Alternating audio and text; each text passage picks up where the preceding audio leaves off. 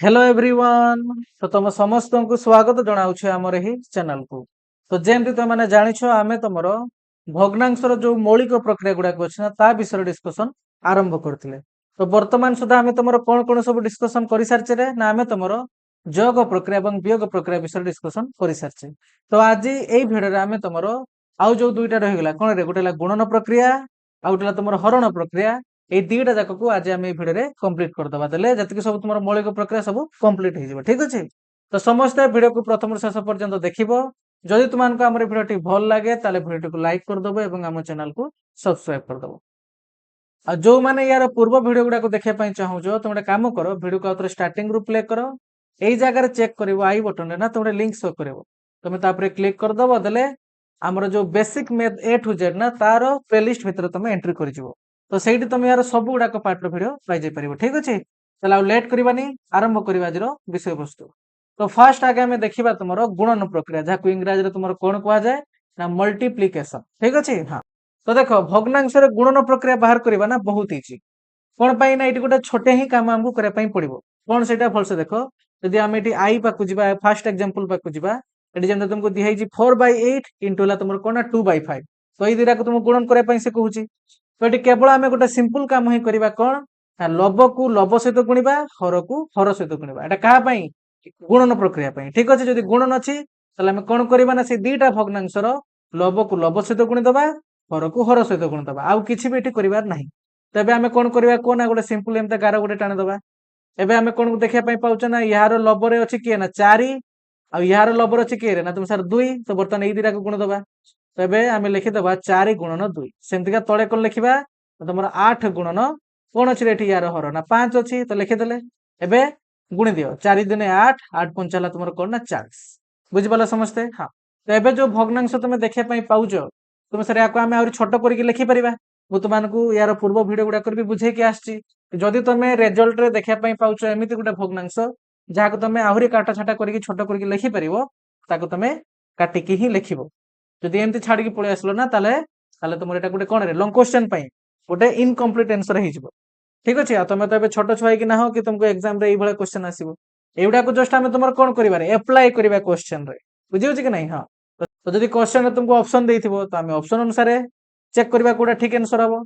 जदि long question अच्छी ताहले सही इंपोर्टेंट कौन ना जदि ये तुम भग्नांश देखा पाउच जहाँ आहरी भी तुम काटिकी लिखिपर तो सेमती काटिकी ही लिख ना गोटे इनकम्प्लीट आंसर बोली धरा। ठीक अच्छे, तो तुम एवं कह सर या तो आम काटिपर 8 के 8 8 पंचा 40 यार भैल्यू कौन हो ना 1/5। तो ये हम यार भैल्यू बुझिपाल कि नहीं कह, हाँ। तो यहाँ आम बेसिक मेथड।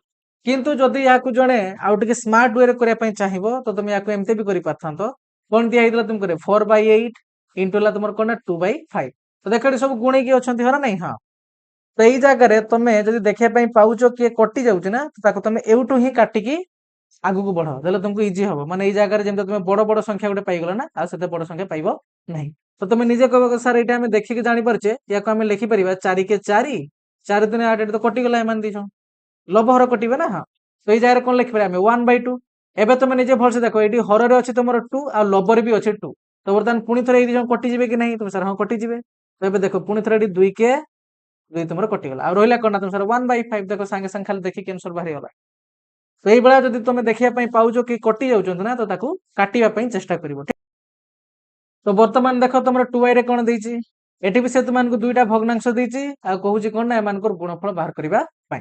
तो तुम जमी या बेसिक मेथड बाटे कले तुम सेमती भी बाहर कर कौन रूल आम कहले ना तुमको सर सिंपल कथा जब गुणन देती लब को लब सहित गुणवा और हर को हर सहित गुणवा।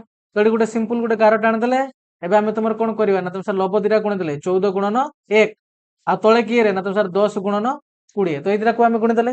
तो बर्तमान देख तुम चाहिए गुणन करके लिखले भी तुम लिखिपर किंतु जदि जड़े चाहिए ना यही जगह भी काटिदे पार कौन पाई ना ऊपर जी अच्छा लब तले जी अच्छा हर आ गुण नहीं भी अच्छा जदि गुण नहीं अच्छा ना तुम आराम से काटिदे पार। ठीक अच्छे, तो किए कटिज देख ना तुम से देखिए जापे ये 14 आई 10 आ 2 जेकोसी गोटे भितर आम काटि पार कौन पाई एम 2 द्वारा विभाज्य हे। तो तुम लिखिपर 2 7 14 ये लिखिदे 2 5 10 आउ कई कटुंट कि तुम सर ना किए कटुना। तो बर्तमान तुम गुणी दे पार 7 के 7 डिवाइडेड बाई ये गला तुम कौन 20 5 तुम जब गुणव तो तुम गुणफल आसो कौन ना 100। तो यार भैल्यू आसगला तुम कौन ना 7 विभक्त 100। बुझे हाँ।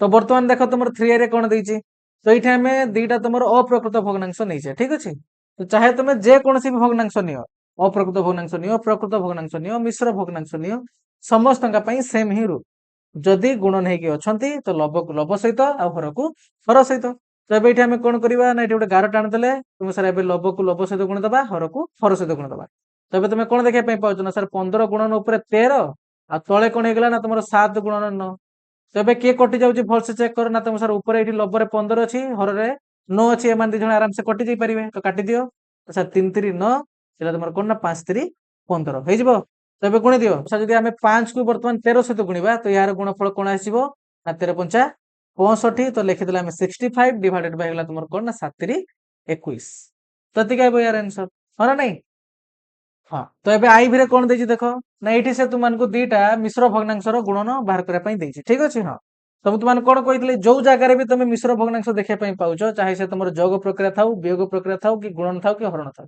फास्ट काम होला कोन ना तमे ताकू अप्रकृत भग्नांश रे कन्वर्ट करिवो ठीक अछि आ केमति अप्रकृत भग्नांश रे कन्वर्ट करा जाय त हमें आगु सिखि के आछे हो ना नहीं तो एठी कोन करबा को ना तुमके सर आगे हमें कोन करे ना यार जतिकि भी हर अछि फास्ट भग्नांश जदि कथा हम कहबा तार जतिकि हर अछि ताको आगे लिखि दियो एबे कोन करबा ना हर को तार ए जो पूर्ण भाग जतिकि अछि से दिरा को गुणी दे गुणिला परे कोन करबा ना जतिकि यार गुणफल बाहरिबो ता लब सहित कोन कर दबा जोग कर दे एमति किछ हम करे कि नहीं तुम सर हां तबे हमें डायरेक्ट एक कर दबा देखो ना तुम सर 4 5 20 ये एक हला कोन ना 21 तो एटा हेगला तुमर कोन ना 21 विभक्त 4 इनटू से बळे याकू देखो ना तुम सर यार भी हर अछि केतरे ना 4 तो लिखि देले 4 एबे ई दिरा कोन करबा हमें गुणीबा ना तो 4 दुने हेगला 8 आ यार लब केते अछि रे 2 तो या जोग कर देला हमें कोन पाइबा ना सर 10 पाइबा तो हमें लिखि देले 10 विभक्त 4 बुझियो जी तो देखो बहुत जण एटी कोन भूल करंती से माने कोन करबे कहलो ना तुम सर आगुर हमें देखि के आछे जदी हर समान थिबो ताल तार लसागु भी हमें सतिके निए तो से माने इक्वल टू देखि एठी भी 4 लिखि देबे एटा पूरा भूल कोन पई ना एठी हमें जोग की वियोग करूने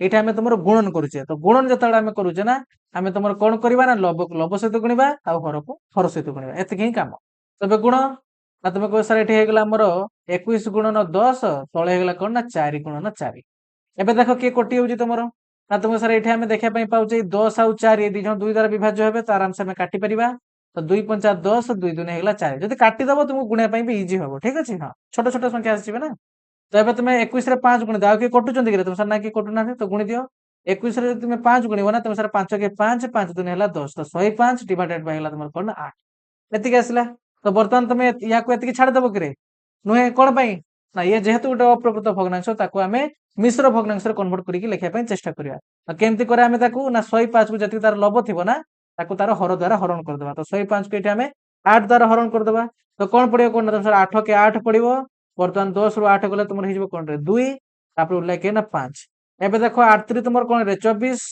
तो ये पडला पर तुमर वियोग फल कोन आसीबो ना 1 तो एबे जतिके एठी थाए ताको आमे तुमर कोन करे यार हर जतिके तो ताको आमे लिखि देबा सतिके এই ভাগফল যদি পড়িলা তাকে আমি এইটি লিখে তোমার হনা নাই আর যদি তোমার ভাগ শেষ তাকে আমি লিখে দিই তোমার লবরে তো ইয়ার মিশ্র ভগ্নাংশ এতে কিছু আসিব তো এই হলা তোমার ফাইনাল आंसर তো এবে দেখো যদি তুমি এই ভলা কিছু সে দিয়ে মানে গোটে পূর্ণ সংখ্যা তা সହିତ গোটে এমতি তুমি ভগ্ন সংখ্যা দেই দে যদি তাকে গুণন করিয়া পাই কহে তো তুমি কেমতি বাহার করিব সেই সেম ই কথা এটি যদি তুমি 6 দেখাই পাই পাউছো যদি মু সিম্পল গোটে লিখি দেলে 2 তো মতে কহিলো ইয়ে লবরে ଅଛି না হরর ଅଛି তো মানে সমস্ত জানিছো গোটে পূর্ণ সংখ্যা কবি আমি গোটে পরিমেয় সংখ্যা বলি কहि परिबा कोन पई परिमेय संख्या हम काहा को कहे जाको हम p बाय q फॉर्म रे लिखि पारे एटा को विषय सब आगु को हम डिस्कशन करिया व्यस्त होनी किंतु कंडीशन हला कोन जेंते एटी q टा 0 न होइतबा दरकार माने हरटा ए जो 2 हम कहूचे ना या तो किछ नै माने हम कोन कहे तमरो 1 कहे तो ये तमरो गोटे परिमेय संख्या भी हि परियो तो सेट हम कहिले जदी 2 लिखाई छी सबले मन रखिबो ये हला तमरो कोन ना लबरे माने जदी खाली एमते संख्या गोटे 3 लिखि देइची कि 4 लिखि देइची तो सबले मन रखिबो ये हला तमरो कोउथरे अछि ना लबरे अछि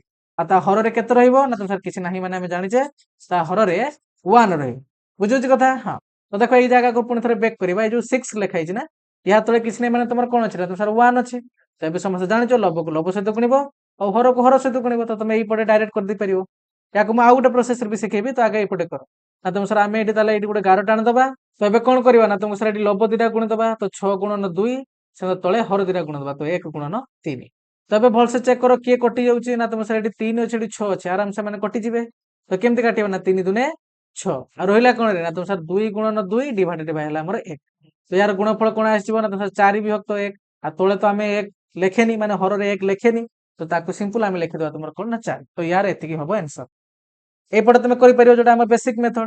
ନହେଲେ ତମେ ୟାକୁ ଏମିତି ବି ବାହାର କରିପାରିବ। ଦେଖ ଏଠି କଣ ଦେଇଥିଲା ତୁମକୁ ନା 6 ଗୁଣନ 2 ବିଭକ୍ତ 3। ତ ଭଲସେ ଚେକ୍ କର। ଏଇ ଜାଗାରେ ତମେ କଣ ଦେଖିବା ପାଇଁ ପାଉଛ ନା 6 ଲବରେ ଅଛି ଆଉ 3 ହେଲା ତୁମର ହରରେ ଅଛି। ଆଉ ତମେ ଦେଖ ଏମାନେ ଦି ଜଣ ଆରାମସେ କଟିଯିବେ। ତମେ ଡାଇରେକ୍ଟ ୟାକୁ କାଟି ଦେଇ ପାରିବ 3 ଦୁନେ 6। ତ ବର୍ତ୍ତମାନ ଇଏ ବି ଲବ ଇଏ ବି ଲବ ତ ଦିଟା ଗୁଣି ଦିଅ। ତ ୟାର ଭ୍ୟାଲୁ ତମର କେତେ ଆସିଯିବ ନା 4 ଆସିଯିବ। ତ ଏମିତି ତମେ ଡାଇରେକ୍ଟ ବି ବାହାର କରିଦେଇ ପାରିବ। ତମର ଟାଇମ ବି ବଞ୍ଚିଯିବ।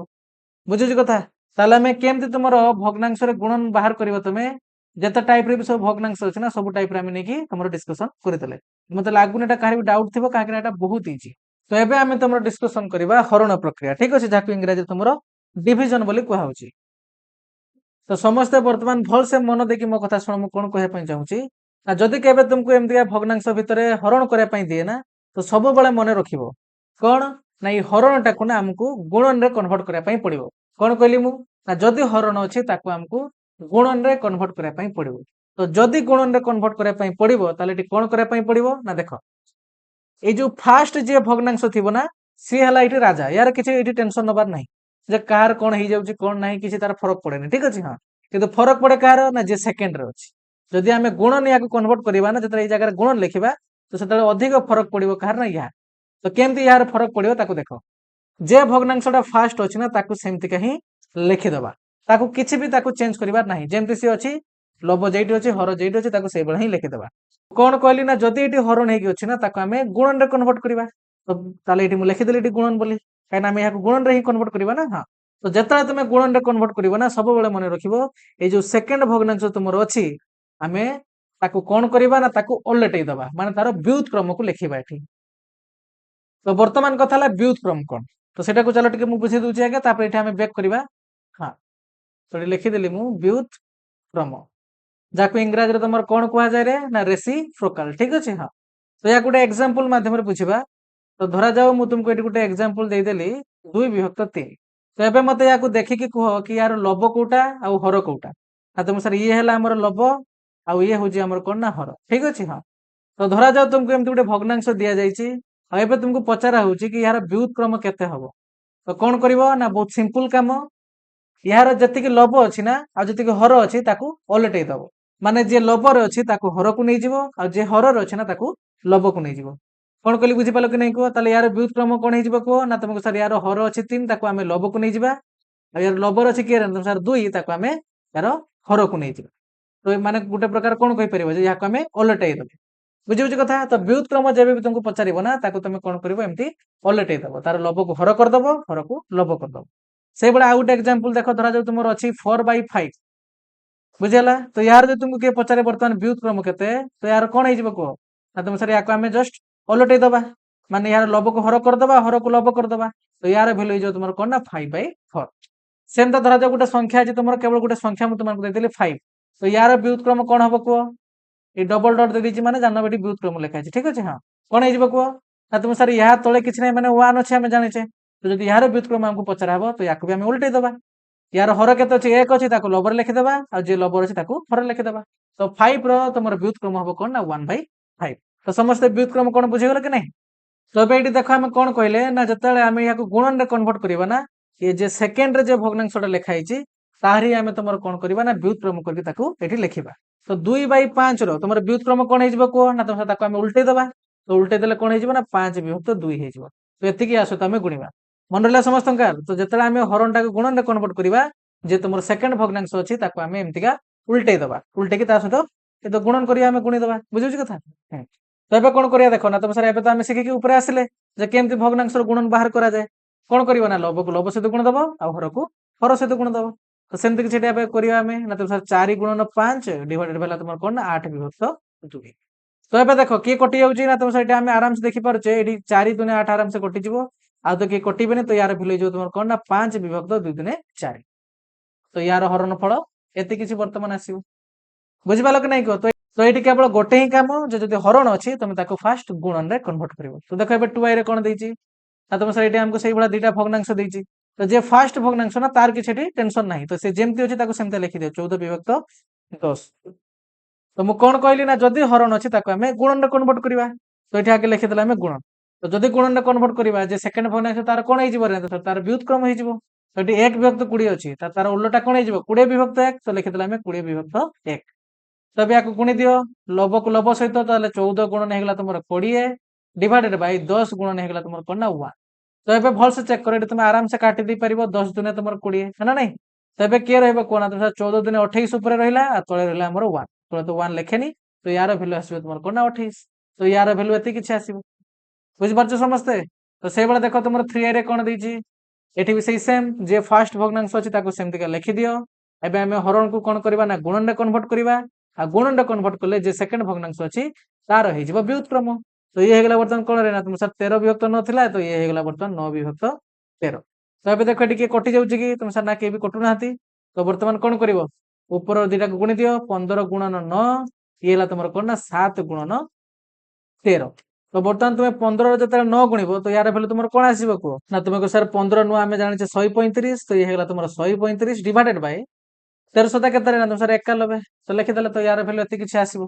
किंतु ये हेला तुमर गुटे कोन रे अप्रकृत भग्नांश तो याकू कोउतरे कन्वर्ट करबा ना मिश्र भग्नांश रे कन्वर्ट करबा तो याकू मिश्र भग्नांश रे कन्वर्ट करले कोन हबो एटा तुमे माने मते कमेंट सेक्शन में जणेबो ठीक अछि एटा तुम पय होमवर्क रहला।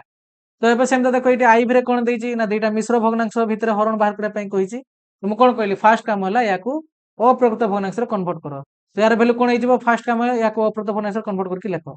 तो 5 + 20 ये होला तुमर कोन 21 तो ये होला 21 विभक्त 4 जेमते हरण चिन्ह थिला सेमते देकी लेखो 4 दुने 8 ये होला तुमर 10 तो 10 विभक्त होला तुमर कोन ना 4 बुझिउची कथा हां जेमते हरण देखि थिला सेमते ही हरण देखि आगे लिखि दियो। एबे कोन करिवो ना तुम सर एबे हरण को हमें गुणन रे कन्वर्ट करबा तो गुणन रे जते कन्वर्ट करबा फर्स्ट भग्नांश जेमते थिला से तार सेमते रहिबो या कि हमें गुणन रे कन्वर्ट करिया सेकंड भग्नांश रे हिजबो कोन ना तुमर व्युत्क्रम तो ये हिजबो कोन रे तुमर 4 विभक्त 10 हिजबो।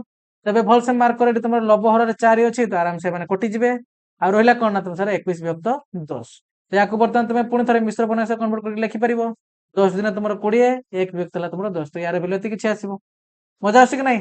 तो सही बड़ा देखो तुमर v यार वैल्यू कोन आसीबो को ना तुम सर यार वैल्यू आगे हमें लिखि देले 6 बर्तमान याकू गुणन रे कन्वर्ट करे लिखि देले गुणन एबे जे सेकंड तारी व्युत्क्रम हेजिबो तो यार व्युत्क्रम हेजिबो बर्तमान कोन ना तुम सर 3 विभक्त 2 तो एबे देखो ऊपर हम जेमति देखि के आसले तुम आराम से एटी काट दी पारे 2 3 6 तो यार वैल्यू बर्तमान हेजिबो कोन ना 3 गुणन 3 आ यार वैल्यू हेजिबो तुमर 9। तो एबे मते को गुटे एग्जांपल मु तुमन को दउची जे यार वैल्यू कोन हबो धरा जो याक हम उल्टी दै थांते 2/3 हरण तुमर कोन अछि ना 6 तो यार वैल्यू कोन आसीबो को देखा कते जन कहि परछो ना तुमके सर प्रथम भग्नांश जेमते थिला ताको सेमता रखि दबा हरणटा को गुणन रे कन्वर्ट करबा से सेकंड अछि तार व्युत्क्रम लिखिबा तो यार व्युत्क्रम हेजिबो तुमर कोन ना 1/6 तबे के कटि जाउची देखो ना तुम सर 2 3 6 कटि जिवो तबे यार वैल्यू जो तुमर कोन ना 1/9 तो एति के एमते आंसर आसीबो। तो देखि पालो केमते हमें बाहर कले हां तो एबे मते लागुची काहारी भी भग्नांश रे गुणन आ हरण किछि डाउट नथिबो ताले तुमरो भग्नांश जति सब मौलिक प्रक्रिया ना सेडा सब कंप्लीट हे गेला ठीक अछि हां। तो यही भले आम धीरे धीरे जतिक भी सब बेसिक कॉन्सेप्ट तुम मैथ रे अच्छी ताको आम कंप्लीट करवा तो समस्त आम चैनल को सब्सक्राइब करनियो ये जो basic math A to Z playlist को ना निहाती भाव थोड़े चेक करो तुम बहुत किसी देखा पाइब जोटार तुमको वीक फिल हम तुम तार भिडियो को देखिकी निजर कॉन्सेप्ट को स्ट्रांग हो पार ठीक अच्छे तो समस्ते भलसे पढ़ापढ़ी कर तो देखा नेक्स्ट वीडियो रे थैंक यू।